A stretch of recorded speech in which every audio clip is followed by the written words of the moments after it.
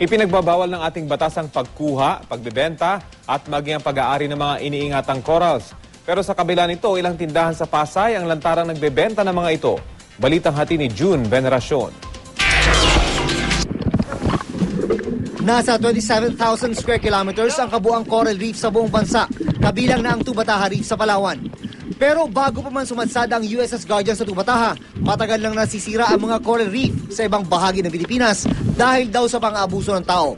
Sabi ng Bureau of Fisheries and Aquatic Resources o BFAR, nagsagawa ng coral assessment sa Pilipinas ang mga scientists noong 1985. Lumabas noon na 5% lang ng mga coral na kanilang nasuri ang nasa excellent condition.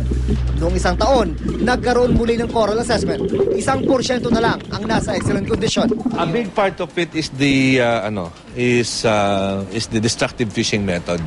Paggamit pa rin ng dinamita, yung mga ganon. Lason. Pinapalala pa raw ang problema ng walang habas sa pag-harvest ng mga coral.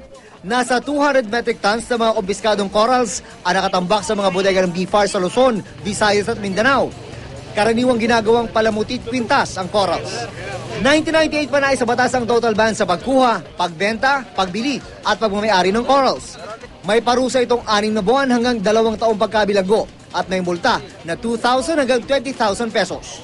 Napakaraming klase ng mga corals sa buong Pilipinas. Ang karaniwang itsura ng corals na alam ng karamihan ay yung mga tulad nito. Yung merong mga sanga-sanga. Pero ang hindi alam ng marami, meron din pala mga corals na parang itsurang bato lang, gaya ng mga ito. Kaya napakahalaga raw na malaman ng publiko kung ano-ano ang itsura at kung ano-ano ang mga klase ng mga corals. Pero sa ilang tindahan sa Pasay, malayang ibinebenta ang mga corals. Ang presyo nakadepende sa laki at ganda nito. Ang mga parokyano, hindi raw bababa sa 5 kada araw. Sabi, bawal. Pero matagal na tong shop name. Hindi rin naman natigil kasi wala pa namang nagsasabi ata sa kanila na bawal yan. Mas gusto ko kasi sana yung mga ordinaryong mamamayan natin.